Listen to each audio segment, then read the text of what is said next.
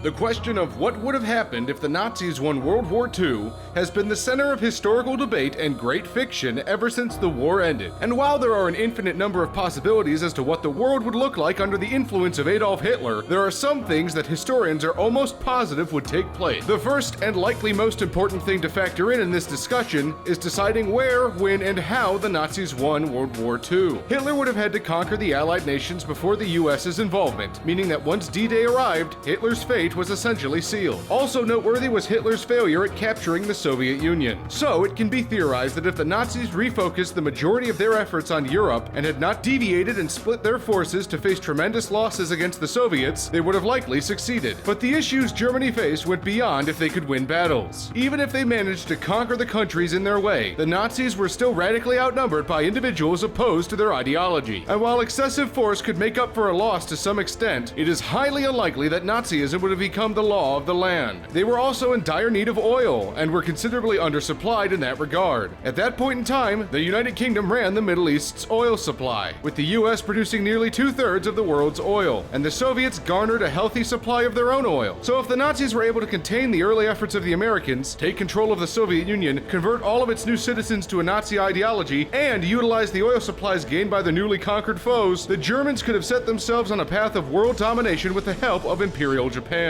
The Germans would have now spread through the remains of Europe, now with converted Soviet support. In the south, they would have easily taken over all of the continent of Africa. Here we find another split in theory. Theory 1 speculates the Nazis would have spent around 5 to 10 years radically converting the Eastern Hemisphere to Nazi ideology, and then amassing an army to cross the Atlantic, invade South America, and start utilizing the resources there, before finally taking over the United States from both the south and the east. Theory 2 speculates the Nazis charge over directly from Europe, take the United States slowly from east coast to the west coast, and then work their way into Mexico and South America as well as Canada. With that, it is estimated that the Germans and Imperial Japan will have effectively conquered the civilized world, somewhere around the mid-1950s. Germany and Japan would then either split the conquered nations into territories, or Germany, with greater influence, would attempt to eviscerate all imperial rule. If we go with that theory, we'd be looking at a planet Earth whose main philosophy is that of a Nazi Germany. Finally, there is the theory that among Nazi Germany's rise would be constant revolts by what they would consider the ethnic races. These races of Jews, African Americans, Muslims, South Americans, Indians, and Asians would actively fight back against their oppressors. Also likely would be the rise of other German-influenced ideologies, some of which would oppose Nazism, and some of which would take it to an even greater extreme. And that's what we believe the world to be like if Nazis had won in World War II.